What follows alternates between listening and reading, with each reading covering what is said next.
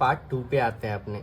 तो हम लोग का कल प्रॉब्लम क्या था कि ये दोनों जब फोर्स एक दूसरे को लगा रहे थे तो ये दोनों हमने दिख क्यों नहीं रहे थे पास पास आने के लिए, लेकिन हम ये चीज़ भूल रहे थे कि एक अर्थ भी है हमारा, और अर्थ के पास बहुत ज़्यादा जो m3 मास है इसका बहुत ज़्यादा होता है compare to m1 and m2।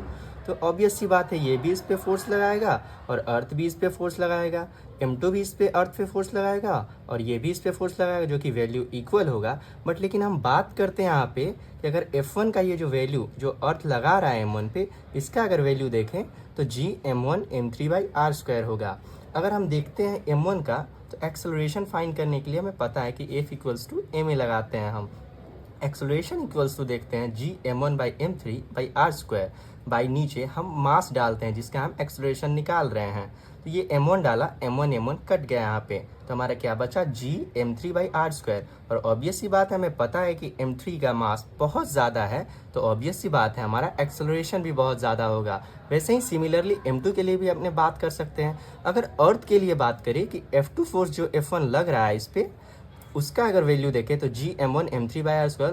Obvious सी बात है ये दोनों वैल्यू बराबर होंगे, लेकिन एक्सेलरेशन पे आए अर्थ के तो हम डाल रहे हैं g m1 m3/r² into m3। तो m3 गया हमारा, तो एक्सेलरेशन क्या हुआ g m1/r², जो कि देख सकते हो कि m1 बहुत छोटा सा वैल्यू है, तो इसका एक्सेलरेशन बहुत कम होगा अर्थ का। इसीलिए हमें ये दिखता नहीं है कि हमारा अर्थ ऊपर जा रहा है, हमें बस m1 और m2 नीचे जाता हुआ दिखता है। और कुछ बच्चे पूछेंगे हमसे कि सर ये तो F डैश और F डैश लग रहा है, लेकिन हॉरिजॉन्टल और वर्टिकल में तो कोई मतलब असर ही नहीं पड़ता है फोर्स का। अगर F2 नीचे लग रहा है और F डैश इधर लग रहा है तो इसका तो कोई असर ही नहीं होगा इस पर, ये ऑब्वियस सी बात है, इस पर जाना चाहिए।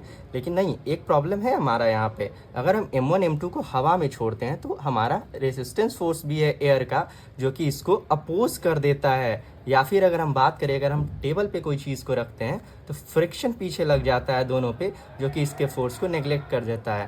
बाय द वे, अच्छा लगा आपको वीडियो, अगर समझ में आया तो एक लाइक करना और एक सब्सक्राइब करना, ताकि आगे का वीडियो आपको पता चल सके। Thank you.